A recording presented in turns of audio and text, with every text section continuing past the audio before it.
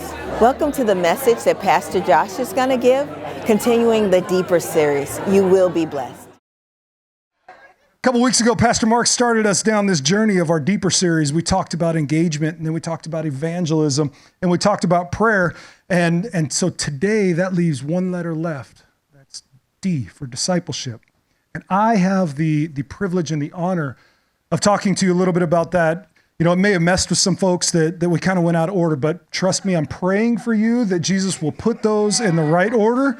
It's pretty simple. The only ones that are really mixed up are the D and the P, so you just put them in the other order, you're good to go. When we talk about discipleship, and we're just going to jump right in. We're just going to get going because I have a lot to share that the Lord gave us. So when we talk about discipleship, it's such a Christian word to say discipleship. It's such a Christianese thing to say, you know, I'm being discipled or I'm a disciple. I mean, if I were to say I'm discipling Charmaine, it makes me sound like, ooh, he's this big bad guy, you know? I mean, ooh, he's a disciple maker. Or if she's saying I'm a disciple of Pastor Josh, it makes it sound like she's something that she's not. It almost gives a whole connotation to this whole thing of being in a cult. And so I had pulled up a couple of disciple makers that have made headlines across the years. Jim Jones in the People's Church, Marshall Applewhite, and I don't know who would follow this dude. I mean, and then David Koresh with the Branch Davidians down in Waco. But see, here's the problem. All of these folks, they were disciple makers. They had disciples. So when we as Christians talk about discipleship, this is where people go. They're like, oh, part of a cult. You know, that's not the case. When that word discipleship, it now has all these negative connotations because of those folks and many others like them. But when it's done biblically and it's done the right way, it's a beautiful thing. It's an absolutely beautiful thing. And so today I'm gonna try and give you a little information on how to disciple, but also how to be discipled. So I've titled this message very simply, How to Disciple. Very easy. Sometimes people will say discipleship is just another word for mentorship. And while I can understand that, and to some extent probably agree with you, I think that they're actually two very different things. Mentorship, when you have a mentor, it's someone who's experienced, who becomes a trusted advisor in your life.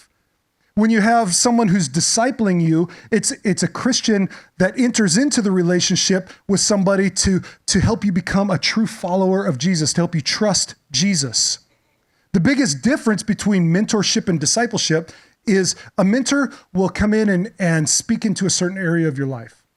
So for instance, if you're wanting to be a better communicator, you're going to find somebody who is a good communicator. And you're going to sit under them and you're going to learn from them and you're going to learn how to speak and how to present and how to do all of these things. And it's probably going to be for a short time because it's only one thing that you're having them focus on. When you come under discipleship of somebody, you're actually saying, I want you to help me realize and understand my identity in Christ and walk with me through that. That's the difference. You're helping somebody learn who they are. Discipleship is different in that sense. Let me put it to you this way. I found this quote. Someone said this about being a disciple when we talk about it. As the soldier follows his general, as the servant follows his master, as the scholar follows his teacher, as the sheep follows its shepherd, so ought the professing Christian to follow the Lord Jesus Christ. If we're going to talk about discipleship, if we're going to say, I'm a disciple, I'm a Christian, then we should walk it out. We should walk out how it's supposed to be. We can't do it. Otherwise we're just talking out of both sides of our mouths. Discipleship is mentioned in the Bible a little over 260 times, but here's the thing. It's only listed in Matthew, Mark, Luke, John, and Acts. That's it. That's all. That's all she wrote. Why? Because that's where Jesus spent his time pouring into 12, and then he sent them on their way to go and make disciples. And we're going to talk about that. But, and I want you to remember that. Remember that Jesus spent that time and then he sent. I would argue that while there are a lot of things in Christianity that are very important, discipleship is probably the most important thing that we can do as Christians. Discipleship is probably the most important thing that we can do as Christians. But in order to do that, we have to understand a couple of things. Whether we're making disciples or being disciples, The very first thing that we have to do before we enter into this relationship is we have to first let go of ourselves and be a true follower of Christ. We have to let go of ourselves and be a true follower of Christ.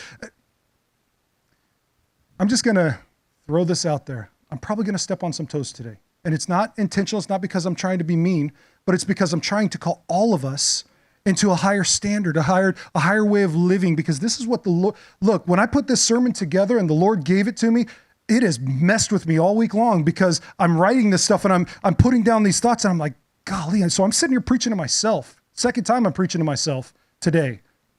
When we're talking about letting go of ourselves and being a true follower of Christ, that means that we don't just come and play church.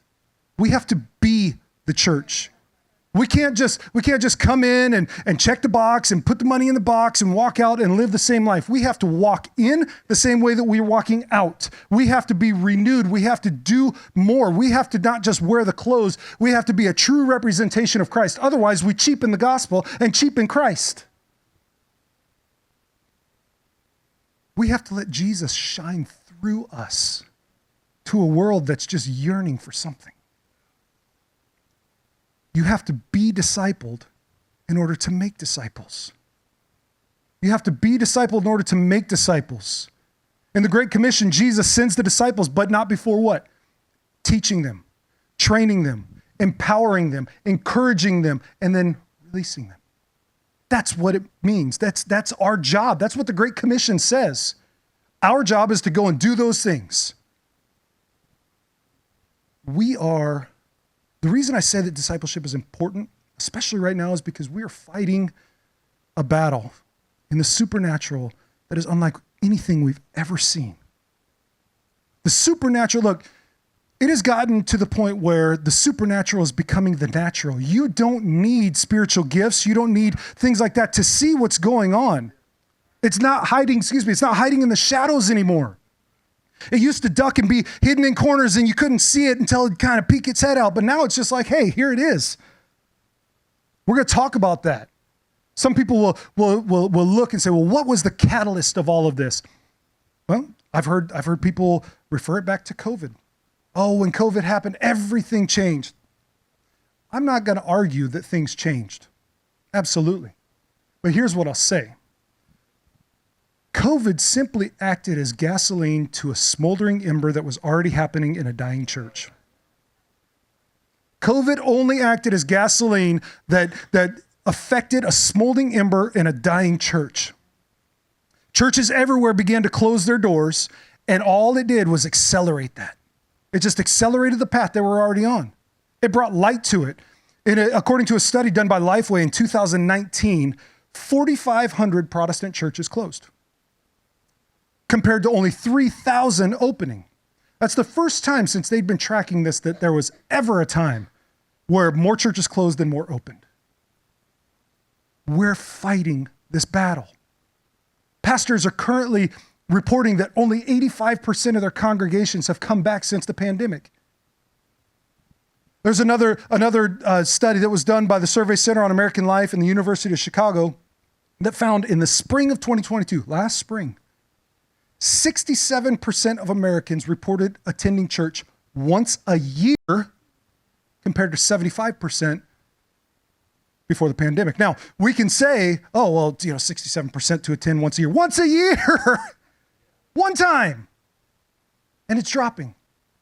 Not 85%, 67%. I will praise God all day long for those numbers because that's people coming to the church. But that's also people not coming back to the church. As I read through, it could be worse. Could have been, 50% or 35% coming back. So you celebrate the positives, right? But as I was reading through these statistics and looking through this, there was something even more disturbing that I had found. When that study was released, there was a study that was done 2 years before the pandemic, 2017. Lifeway surveyed young adults between the ages of 18 and 22 who regularly attended church for at least 1 year in high school. And of those surveyed, they found that 7 out of 10 of them stopped going to church. Now, some of the answers, of course, were because they moved, they went to college, things like that. But of those that answered, some of the top answers, some of the top reasons that they stopped going to church was because the church was too judgmental and hypocritical. A quarter of those that responded said they didn't agree with the church's stance on political and social issues. We are losing that generation. We're losing the young adults. We're losing that whole crew. Why? Some would say because, well, COVID. I mean, it just highlighted those things, and so now they're gone and they got better things to do. I would disagree with that. The reason that we're losing that generation is because we don't spend the time to learn and understand a developing generation and disciple them in the ways of the Lord.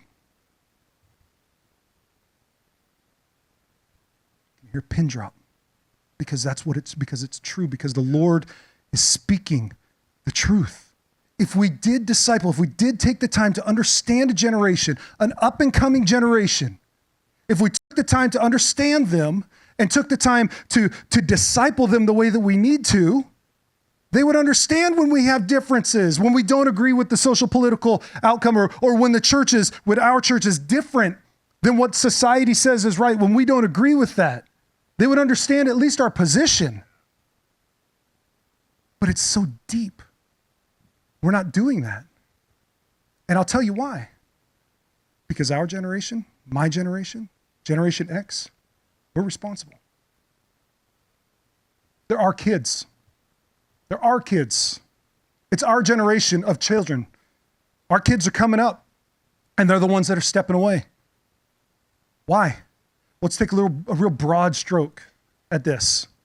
Because there's some folks in here that are like, well, you know what? I mean, I was raised in the church. I turned out all right. I'm raising my kids in the church, and they're turning out great. And God bless every one of you for pouring into your kids. Truly, I mean that from my heart. Truly, thank you. Because what you're doing is you're changing the trajectory. You're flipping the script, and you're starting and building a legacy that's changing and that's going to change. But if we broad stroke this and look at Generation X, the mid-60s through the mid-80s, you have to understand, I have a 22-year-old kid. So I'm speaking from experience here. We were, as Generation X, we had a whole bunch of different things going on. We had two working parents, typically, in a household. 2 working parents. We were latchkey kids. How many of you remember coming home, you get home, you throw your books down, you get a snack, you go out and play until the streetlights come on, then you come in and you go to home. That was it. Mom and dad were working. We were latchkey kids. We were the first generation with personal computers. We had MTV when they used to play music videos. We had the rise of the young urban professional, the yuppies. We had things like the fall of the Berlin Wall, the Challenger disaster. And we had Purple Rain and the Goonies. And Parag, we had the 85 Bears. Come on. We had everything. We had it all. We may not have the football team now, but we're not talking about that. We're still living in the limelight. It's fine. It's fine. But we had everything. We had parents who would literally drag us to church. I remember it. We had parents that would drag us to church, but they would take the time to instill that in us. They would pour into us. They would talk about these things. May not be in depth, but they would do that. But our culture, the Gen X culture, was a work hard, play hard culture. We had movies that would show the benefits of independence and being a workaholic, and we didn't have time for much else but that. We wanted to do that. We were ready to do that. We were ready to jump in and, be traders on the stock market and make millions of dollars and live the lavish life and go out for drinks with our friends and come home. That was what we did.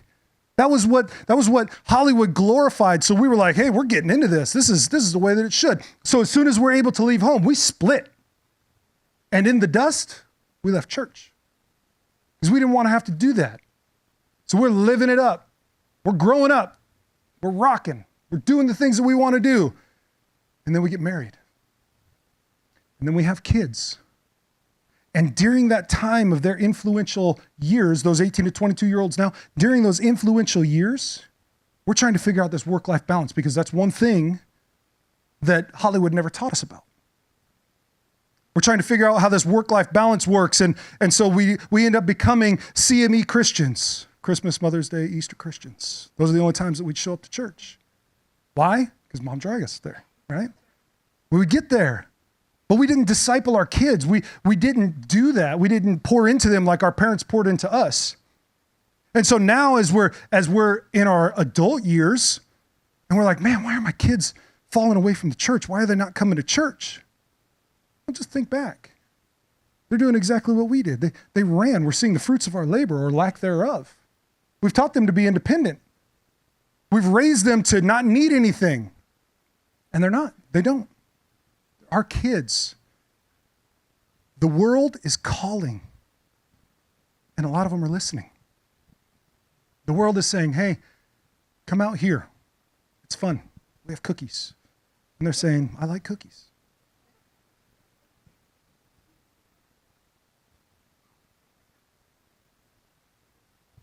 There's an article that I read, and I sent it to a couple of our leaders. It really shook me to my core when I'm looking at these 18 to 22-year-olds that are leaving and why and when they left. And it messed with me, and it's been kind of hard. Apparently, in the United Kingdom, there's a church, I'm going to use that in air quotes. It's the Global Order of Satan. They're Satanists. And over the last 5 years, take that back, 2017, 2018 timeframe, Global Order of Satanists have increased over 200%. One of the people who runs this order, in the article it said that he's a chaplain, but I refuse to call him that. He says this, and I quote, I'd love to be able to claim that we could pat ourselves on the back and say, yes, we've done our infernal work here and we're successfully declining the number of Christians, but I think it's a far more complex issue than that. He is not even taking credit for what's happening in the Christian church. He's saying it's deeper than that. They have their own issues. We're just reaping the rewards. He goes on to cite 2 reasons that he believes people are leaving Christianity. The first is the decreasing popularity of traditional dogmatic religions. And the second is a movement towards self-identification and self-realization. They're telling them what they want to hear. They're telling them what they want to hear. You can be anything you want. You want to be a unicorn? I'll buy you a horn. Come on. It's fine. They're telling them everything that they want to hear. And that's not okay. That's not okay. As Christians, that should upset us. They're coming out and they're saying, look, we don't really worship the devil. It's not what you're thinking. Yeah, we have some rituals and some things that we do, but it's not like that. They're saying, just come be who you want to be. We love it. A wolf in sheep's clothing is still a wolf. Doesn't matter what kind of icing you put on the cake. Core of the cake is the same. There's a reverend professor emeritus of history in the church at the University of Oxford that said this in response to what that Satanist said. He said, I'd say these are all symptoms of people who've been disappointed by other religions or who may only know them superficially and who are looking for a system of belief to make their own. Since our society encourages individual consumer choice and research, may only know them superficially. What's that tell you right there? They're not being discipled. Those kids that are going out and making these choices don't know anything about the religion that they're walking away from, about the goodness of God, about the what it's like to be in right relationship. They don't know. They're leaving uninformed, and because we're not informing them, they're walking away and just saying it's okay. Proverbs 22:6 says, train up a child in the way he should go, and when he is old, he will not depart from it. When he is old, look, y'all, I'm sitting here. I ran from the church. Some of you know my story. I ran from the church. I wanted nothing to do with it. But at some point in my life, the ground that I am, the ground was fertile enough that the Lord could dig a little hole, plant a seed, cover it up, and for 40 years let it sit there and germinate until a time when he called it forth to sprout. We're missing that with our kids. We're not discipling the way that our parents discipled us. If we did our job correctly, then when they get to this point, one of 2 things is going to happen. They're either not going to leave, or when they leave, they're going to turn around and come right back. Look, I'm not saying that there's anything wrong with kids, with young adults that go out and try and find their way. But if you give them a solid foundation to go off of, they're going to be better off. They're going to be better off with a solid foundation. The problem is we don't understand them. We don't know how to talk to them. Generation X, I read you a list of things that we're known for, that we take pride in. We're children of the 70s and 80s. We love it. You know what they're calling the generation that's coming up now? Screenagers. You know why? Because they have never known a time without access to the internet. How much does that blow your mind? My kids, all of them, can get online and type in Encyclopedia Britannica and pull up anything that they want. Not one of them has had to go to the library and go all the way through. Oh, I need R. Oh, wait, Mark Rampula has R. What am I supposed to do? I got to wait for him to return it.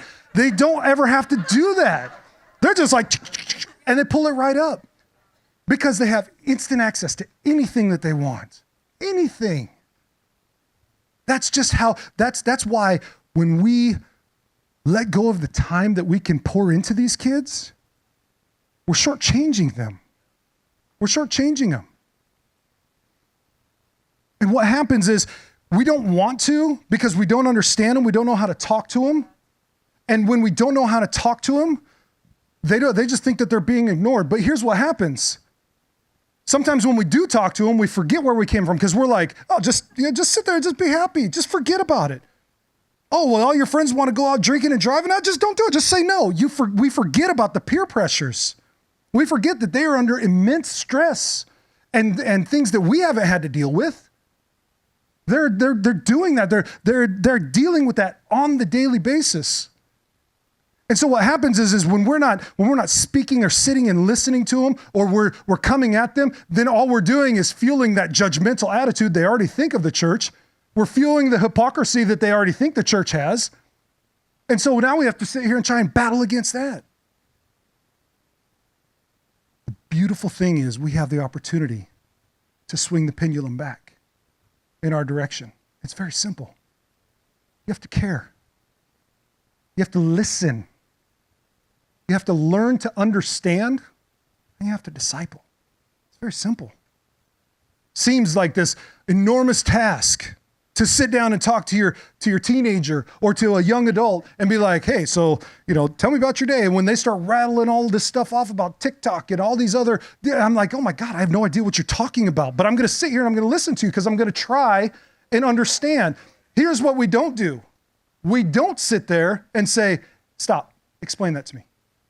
Explain to me what you mean. What is this? Because we don't want to look like we don't know. So we'll say, oh yeah. And then we're just glazing over it. And if you want people that you're discipling, whether it be a young adult, whether it be an older person, whether it be your spouse, your kids, whoever, if you want them to come and ask you and be open with you and ask you questions openly, then ask them questions openly. Discipleship is a two-way street. Discipleship is not me. It's us. It's a conversation. It's a walk. It's not a lead. It's a walk through life with Jesus at our focus. But we still hesitate. We still stop. We still fall short. Why? Why do we still wait to disciple? Because we don't feel adequate. We don't feel like we can. We don't feel like we should be discipling. Oh, I'm nasty. I can't disciple. I don't know anything. Okay. Learn. Not about you. We're not prepared to disciple. I can't disciple. I'm a brand new Christian. Learn. You can disciple. You can absolutely disciple. You can walk with somebody in their walk. You can take them along. You just have to do it. We don't know who to disciple. That's easy. Let me give you a little example of who to disciple. You wake up, 5:30, 6 o'clock in the morning, get your little stretch, go out, get your first cup of coffee. That little ankle biter jumps out of their crib and starts pulling on your pant leg. Disciple. Start there. Don't have little kids, go with bigger kids. Don't have big kids, talk to your cat, talk to your dog. I don't care. Talk to somebody, because here's the deal. You laugh, but here's the deal. If you're sitting there and you're talking to your dog, who's going to be looking at you like, am I eating anytime soon? You're going to be discipling. And then once you sit down, and I sit down in front of Rick and I say, Rick, let's talk about this. Then all of a sudden we have this interaction. I'm practiced. I'm ready. Ask any communicator or ask any pastor who preaches on a Sunday how many times they go over their message, how much they prepare. Because I can promise you this, if they say, oh, I just walk up here and God just gave it to me right now, they're few and far between. You have to practice. You have to be ready. You have to be ready to go. Another reason, we compare ourselves to others. Stop. Comparison is a killer. Stop comparing yourself. You're not me. You're not Pastor Mark. You're not Scott. You just do what God's called you to do. You don't have to, like Pastor Mark talked about prayer last week, you don't have to have this great prayer. You don't have to have this great discipleship piece. You just have to talk. You just have to engage. We're afraid to correct somebody or call them out. That will stop discipleship every single time. Because what we're doing when we're afraid to correct somebody or to say something is we're saying, you know what, I know this is right, but I don't want to offend them, so I'm just going to line up with the world. And when I line up with the world, it just doesn't work. When I line up with the world, I'm actually cheapening the gospel, I'm cheapening my relationship with Christ, and I'm cheapening the discipleship moment that I have with a person. You need to be able to stand up and step out. What's the worst that can happen? The worst that can happen is this person's going to say, I don't want any more of this. Okay. No skin off your back. Last reason, for now, I'm sure you guys probably have a bunch if you think about it. We expect pastors or our churches to do it. You expect pastors to disciple every single person in their congregation. I'm just going to tell you right now, it's not feasible. It's not that we don't love. It's not that we don't want to. It's just that we don't have the time. You know what? We have the same 24 hours in a day. And it's not that we want to cherry pick. It's God highlights people that we're going to pour into. And here's the goal. When we pour into somebody, the expectation is they're going to go and pour out to somebody else. If they're not pouring out, if I'm discipling somebody and they're not pouring out to somebody else, then they've failed in discipleship and in their mission to disciple, and I've failed as a disciple maker. If they're failing, then I'm failing. That's the relationship. So how do we disciple? How do we be discipled? I'm going to give you 3 goals of discipleship. And I'm going to give you 3 requirements of discipleship. And all of these goals and all of these requirements can hit that young adult age, can hit the 20s and 30s, the 40s, the 60s and 70s and 80s. You don't have to be older than somebody to disciple them. Let me just clear that up right now. If you're a young adult, if you're in your mid-20s or early 30s, you can absolutely disciple people older than you. I truly believe it. Because what God has put in your life, you can lead somebody down that path. You can lead somebody and talk to them and help them understand their identity in Christ. Goal number 1 is to be more like Christ. Luke 6:40 says this, a disciple is not above his teacher, but everyone, when he is fully trained, will be like his teacher. When we're discipling people or being discipled by somebody, we take on the traits of those people. Those people that are pouring into us, we take on their traits. More so than we do in a mentorship process. We're taking on the traits of our disciple maker, positive or negative. So I would ask you, if you're in a discipling relationship, even if it's with your kids, with your spouse, whatever it is, what traits are you passing on? Are you passing on anger? Passing on frustration? Passing on encouragement, love, life? What are you passing to whoever you're discipling? Remember, the disciples, the 12, they became like Christ. They took on his teaching traits. They took on his attitude. They took on his behaviors. Not because they were hoping to be better than him, but because he poured into them. That's why Paul says, if you want to imitate me, that's fine. I'm imitating Christ. Because that's our goal, is to be Christ-like. The disciples were never above Christ, but at one point, Jesus stepped aside and said, now you go. You can do more. You can do more. Goal number 2, be a servant. Be a servant. Mark 10:42-45 says, and Jesus called them to him and said to them, you know what those who are considered rulers of the Gentiles lord it over them, and their great ones exercise authority over them. But it shall not be so among you, but whoever would be great among you must be your servant, and whoever would be first among you must be a slave for all. For even the Son of Man came not to be served, but to give his life as a ransom for many. Jesus, his disciples, they weren't slaves to him. The disciples weren't slaves. They were there willingly. They walked away from everything to willingly follow. Jesus didn't walk in and say, hey, paid for you, come with me. They weren't slaves. They didn't do that. It was all about following him. It was all about being willing and open to learn.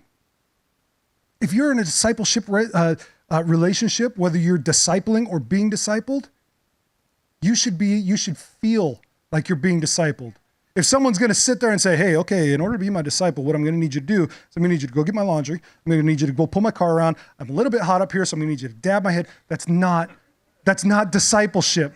I'm just telling you right now, that's not discipleship. And on the flip side, if you're being discipled and you're like, hey, what I'm going to need from you is I'm going to need this, that, that's not discipleship. Discipleship is being poured into. It's being encouraged and corrected and taught and retaught, just like Jesus did with the disciples. That's what discipleship is. Jesus, we can all agree, he deserves to be served. He deserves to be lifted high up. But when he comes out and he says, look, I'm just here to serve. Shouldn't we do that as well? Goal number 3, the Great Commission. Matthew 28, 19 and 20. Go therefore and make disciples of all nations, baptizing them in the name of the Father and of the Son and of the Holy Spirit, teaching them to observe all that I have commanded you. And behold, I am with you always to the end of an age. Jesus gave the disciples and ultimately us our marching orders. It's not negotiable. He said, do it. That's what we're supposed to do. It's pretty simple. I mean, it's right there. We are called to make disciples of all nations. Every one of them. All nations. That means all people, all ethnic groups, all races, both genders, all ages, everything, everybody under the sun. That's who we're supposed to share the gospel with. It's our job to do that. It's our job to bridge that gap. It's our job to pour out so that God can pour in. It's our job. We talk about living in the overflow. We talk about living in the overflow, and how often do we say, Lord, let me live in the overflow of finances, I'll give everything. Take finances out of the picture. How about you live in the overflow and abundance of love, of understanding, of compassion, of acceptance, of correction? How about you live in the overflow of that? How about we? How about I? Let me preach it to myself because I don't want this to sound like I'm standing up here. Look, I have a microphone, so I'm able to just come down, and I don't want it to sound like I'm saying you, because I'm not. I'm preaching to myself. This is me. I feel this myself. I feel it in my soul. I feel it in my bones. Josh, you have messed up. You stopped short. You cheapened it. You've sold out to things that you shouldn't be selling out to. You should sell out to me. Be sold out to me. Be somebody that I can give the power to because I know you're not going to keep it. Don't put it in a lockbox. This is what God's telling me. Don't put it in a lockbox. Pour it out. I gave it to you not so you can hold it, but I gave it to you to get through you. I don't want to sit on it. I can't sit on it. If I have all these things, if the Great Commission tells me to go and pour it out, I'm like a water balloon that's just ready to burst. I should be. If I'm being discipled, that's how I should be. If I'm in right relationship with God and people are pouring into me, I should be like one of those water balloons that any second it's going to pop. That's what my heart, that's what my soul should feel like. Like I need to get this out. I'm going to explode and it's not going to be pretty. But I want to live in the overflow that is God. I need to bridge that gap. I need to do that. We all need to do that. We all need to do that. We all need to reach out, to step out. There's 3 requirements when it comes to discipleship. Jesus lays them out pretty plainly in Luke 14, verses 25 through 23. I won't read them all. But in there, he says this: if anyone comes to me and does not hate his own father and mother and wife and children and brothers and sisters, yes, even his own life, they cannot be my disciple. Whoever does not bear his own cross and come after me cannot be my disciple. He lays it out. He says, look, you got to give it all up. He basically is saying, look, it's not about you. That's the blueprint. It's not about you. It's not about me. It's not about Pastor Josh. It's not. It's about Jesus. And if I'm going to follow him and ask people to come along and follow him and be able to have these challenging conversations, which will happen, I promise you, I have to be willing to rely on him. Because here's the thing, if we are set back, if we're like, okay, I don't want to go and have this challenging conversation because I don't know everything that I'm talking about, and somebody might challenge me and I may not know the answer, so I'm just going to step back and not say anything. What does that do? What does that say about Christianity? It encourages kids 18 to 22 years old to step away from the church because no one's willing to take a stand. No one's willing to say, look, we may not agree, but we can have a conversation. That's what it causes. I want to have a conversation. As a disciple maker, we should want to have conversations. I should want to be challenged. I should want somebody to sit down and say, but in the scriptures, it says these things. Okay, you're right, man. And I need to do some research. I need to do some prayer. I got to ask God because I don't have an answer for you. You mean you can do that as a disciple, as somebody who's making disciples? Absolutely. I would rather you do that than fill somebody full of lies and misunderstanding. There's three things when it comes to making disciples and being a disciple. First requirement, I should say three requirements. First requirement is time. You have to be available. Plain and simple. You have to be available. You have to spend your time investing in people.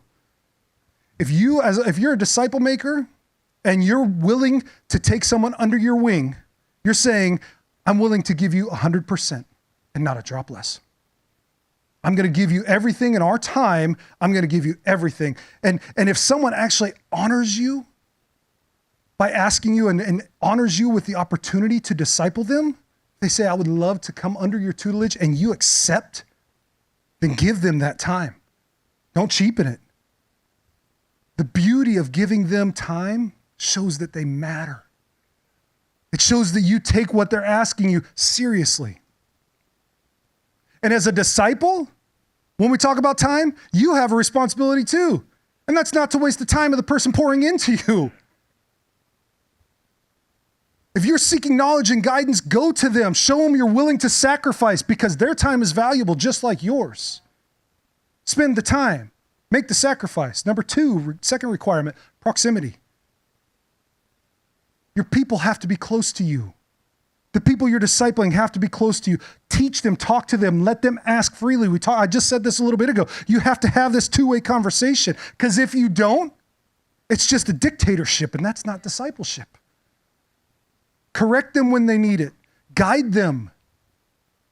Being close to your disciple keeps them alert, keeps them aware, lets them know that you're available. Remember back when you were in school, whether it be high school or junior high, and you were sitting there and you'd be taking a test and the teacher would walk around and they'd walk up behind you, and you kind of get that nervous, anxious feeling. You're sliding your cheat sheet up under your test, but you get this nervous, anxious feeling, right? I can feel it because I know some of you who have been in school recently are like, oh my God, I hated that. But what did that show you? What did that moment show you? It showed you that your teacher was always there if you needed them. Maybe they were, and it kept you on the straight and narrow. Teachers watching. As a disciple maker, that's what you need to be able to do. I'm not saying that you need to be with the person you're discipling 24/7. I know Jesus was, but look, they have to be able to come around. They have to be near you. They have to be close to you. As a disciple, here's the bonus. As a disciple, as someone being discipled, it's your job to protect the relationship that you have with the person discipling you. What's that mean? Well, it's very simple.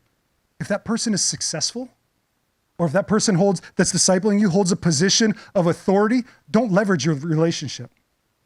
Put your phone away. Don't take that picture. Don't post it on Instagram. Don't be like, hey, just hanging with my homeboy, hanging with my disciple maker, hanging with my mentor. Don't do that. Respect the relationship. Respect the closeness. Guard it and be loyal. Be loyal. Last requirement is access. Your people need unfettered access to you. If you're discipling somebody, give them access to be discipled. Don't cut them out. Be real and open, just like you want them to be. Two-way street. Be real and open. If you're discipling them, you should want them to be around you. Don't chase them, but allow them to be close to you. Give them access. If you can bring them in and say, hey, come with me to this prayer meeting or whatever, and you just go. Don't look, you're there to observe. You're there to learn. You're there to gain knowledge. The 12 had unrestricted access to Jesus. Your people need to feel like they can come to you with their celebrations, with their issues, with their tough decisions, and they need to trust you to walk through it with them. If my wife and I are having a hard time, I should be able to go to the person discipling me and say, man, I'm having a really hard time. I need some spiritual growth. I need some spiritual direction. What can we do? And as a disciple maker, my response should not be, well, here's what you need to do. It should be, let's pray about this. Let's take this before the Lord. What can I walk with you in? It's providing guidance, not direction. It's not saying, this is what you need to do. Look, man, here, you told me everything that's going through. You need to leave her. You need to do all these things. No. It's what can I do for you? How can we partner with God to have him speak to you? Sure, give recommendations, but don't give directives. If you're being discipled by somebody and they have a platform, and this goes along with proximity. If they have a platform that I want to do that. That's where I want to go. That's my goal. Much like the warning and access, don't leverage that relationship to get what you want. Don't ask for them to make a couple calls for you. Don't ask for them, hey man, what do you think? We've been hanging for a little while. You think you can give me a little opportunity up on the microphone? Don't ask for that stuff. It cheapens the relationship. It shows immaturity and a lack of respect for what you're doing. It takes something beautiful and deep that God put together and it makes it shallow and muddy and ugly. If the time comes in that discipleship process, it'll happen. God will speak those words. But if you try and force it, you make an Ishmael in the process. And then you have to deal with that. And it's just not the right way to go. 3 things. 3 requirements, 3 goals. But what does that not mean? Well, discipleship is not. Let's clear a couple of these things up because maybe somebody's thinking this. I don't know. Discipleship does not mean walk up and hand somebody a Bible and pray the prayer of repentance and then ring the bell and be like, another one for the kingdom, woohoo! Like to do at a car lot. That's not discipleship. It's true. But you know what? People think it is. Discipleship is not when someone comes up and says, hey man, I have some questions about the scriptures, or I have some questions about this. Discipleship is not saying, hey, have you watched the most recent season of The Chosen? Because they really talk about a lot of this. That's not discipleship. Hey, I'm trying to understand the sacrifice of God. Hey, have you watched The Passion of the Christ? That's not discipleship. That's not. It's not taking something that's meant for entertainment purposes and saying, this is what you need to do. Good tools? Maybe. But it's not, you can't rely on that. Discipleship isn't keeping a disciple forever. It's building them up, letting them walk, and then eventually, remember that pin I told you to put into it? Eventually stepping aside like Jesus did and saying, go, fly, spread your wings. Let me be your biggest champion. Let me be the one that can pour into you. Let me be the one that can help you. What can I do to propel you into something I could never do? That's discipleship. Just because you say you're a disciple maker, just because I say I'm a disciple, it doesn't mean that we are until you actually put action behind it. Just because you're in a position of leadership doesn't mean that you're a disciple maker. Look, I've worked for leaders before who have been racing up the corporate ladder, and they've made no bones about it. I'm going, and this is my goal, and this is what I'm going to get to it. And you know what? I have the most respect for those people because they're not trying to sugarcoat it. They're just saying, hey, this is where I'm going, and I'm going to get there. The ones where there's issues, and when we talk about discipleship, where there's issues is when someone comes and says, yeah, man, I'll help you along, and then they step on your neck to get up to the next spot. That's where there's issues. That's where there's issues. Discipleship is more than just nice words. It's about action and sacrifice, trust and belief, because it's been built and it's been earned. Disciple makers put the needs of others above those needs of themselves. They limit the use of I, me, my, and say we. They take the heat for the bad things and give credit for the good. Jesus corrected his disciples, but he also said that they did a good job.